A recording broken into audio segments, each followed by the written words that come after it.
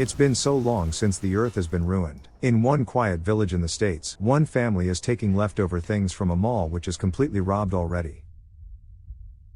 Oddly, all of them are quiet and act cautiously as if they are supposed to do so. They even communicate in a sign language so that tiny voices don't leak out. When there is silence in the space, the youngest Bo almost made a big noise when he is taking a toy out.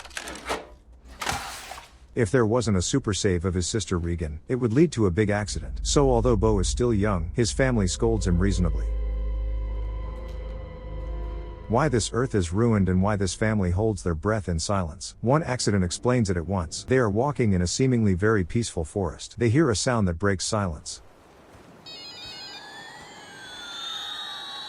Dad Lee urgently runs to him as if Bo is holding a bomb.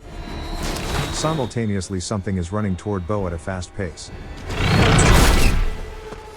Actually, the Earth has been invaded by aliens who can't see, and the alien creatures are too fast and strong to deal with. So humans couldn't even resist them and live in hiding. And the strongest weapon that death angels have can be their sharp auditory sense. So their feature is reacting to the smallest sound and hunt. So Abbott family stays hiding in a secluded farm in a forest to survive. Even if no one answers back his request to save them, he doesn't give up and continues to send requests. So they're adapting to life here, learning how to survive with Death Angel for 472 days on Earth.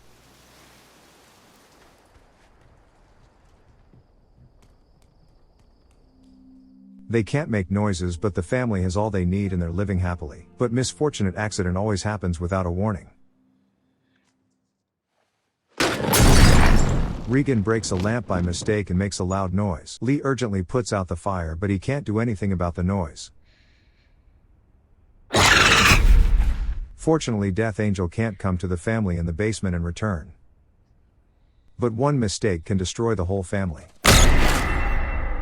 They should be reminded often how horrifying it is. Despite all that, Lee and Evelyn rely on each other, and love each other and know how to live happily here.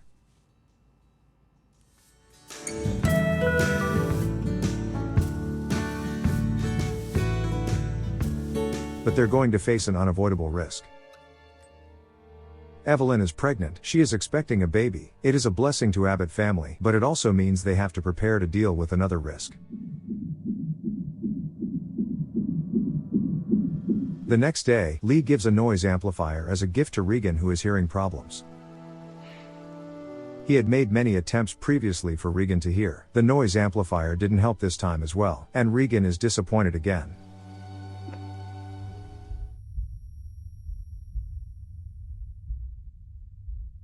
The family had to learn sign language for Regan, who couldn't hear since she was young, so they could quietly communicate with sign language in the Earth occupied by Death Angels. So it rather turned out good for them because they could survive longer than others. Lee preparing to go out with Marcus. When the two are moving, they pass a big waterfall. For a long time Lee has been hiding in a short place. Now he's enjoying travel outside and it lifts him up. Lee can't hold his desire in and shouts out, "A noisy waterfall is in this area. This is the only place they can have a real conversation and make noises." While they do so, Regan leaves home on her own. Today's the day they visit the youngest Bo, who is killed by accident. But every time Lee visited there, he left Regan out of the family and went with the rest of the family, because she blames herself for death of her brother. Because she blames herself. Regan is upset about it, and she follows secretly. It was no one's fault.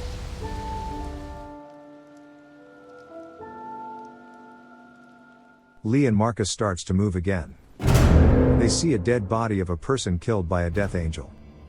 Her husband in a state of shock is next to her. The bomb is about to explode. The old man screams out. They took a chance and fled to a near spot, waiting for Death Angel to return. At the same time, Evelyn's body is telling her that she's about to give birth. Urgently she heads to the basement. Then she doesn't see a nail and steps on it. It all happened really fast, so she can't stand the pain and she makes a noise. Evelyn knows Death Angels will invade into her home, so she sends off an emergency signal she had prepared for this situation.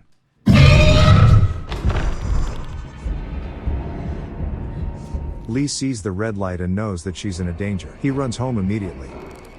At that time, a Death Angel has invaded in the basement. In the quiet place, its auditory sense is getting even more sensitive. Just in time, an alarm clock that Evelyn had prepared goes off, and it distracts Death Angel.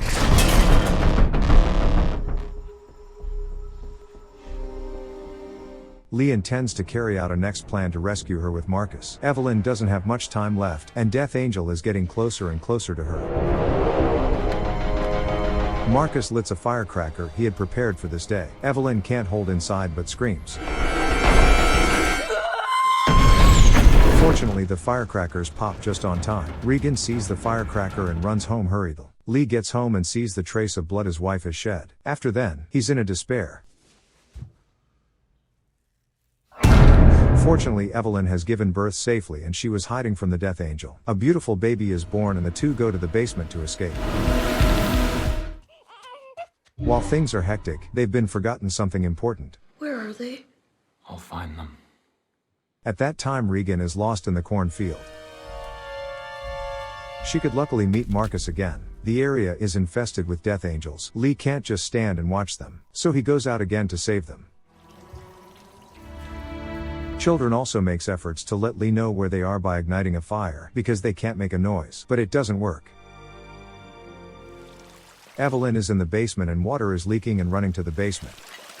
She is with a baby, and her priority is her baby's safety. When she is about to hold the baby, a Death Angel is coming up from the water. At the same time, Marcus is on the top of the cereal storage and he misses his step. And he falls into a deep storage. Whenever he flounders, it continues to make noises. A Death Angel senses it and approaches him. Regan is watching it and she unavoidably jumps in, but she puts them into a bigger danger.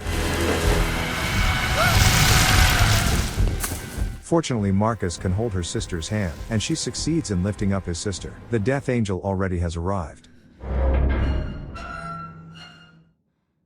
A thin iron door is between them, and they're at death's door.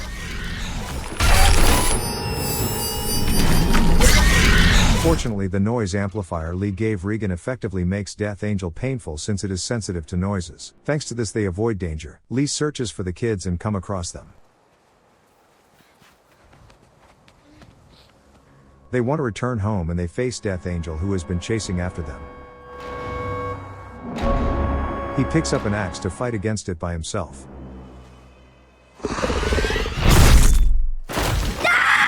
But a human is too weak in front of a highly developed alien.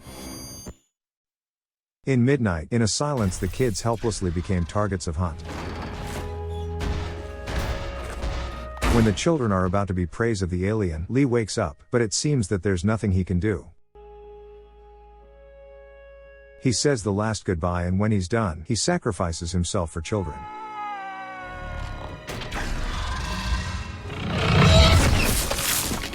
So thanks to their father, the kids can avoid the eyes of the Death Angel. They use the emergency escape device to return home safe.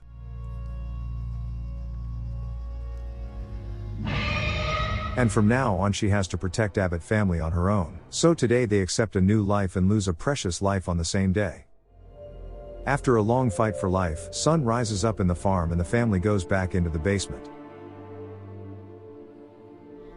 This is a story of Quiet Place. This movie is different from other movies. The director attempted creating a new style and showed a new style. The most distinctive feature is that the movie empathizes silence instead of sounds. This is probably why it makes an effective emphasizing a feeling of tension when a sound contrasts to silence, and it emphasizes tension even more in the sequence. But normally when a lot of things pan out in silence, it is difficult for the watchers to understand the story of the film. In Quiet Place, the movie creator used sign language to convey information to the watchers, and the family using sign language is a good enough reason that the family survives for a longer time. So I recommend that you must watch Quiet Place, a smartly well-cooked creation of a good ingredient. Thank you for watching Movie Goes Movie Recap. Next time, if you want to watch fun and various movie recaps, please subscribe and thumbs up.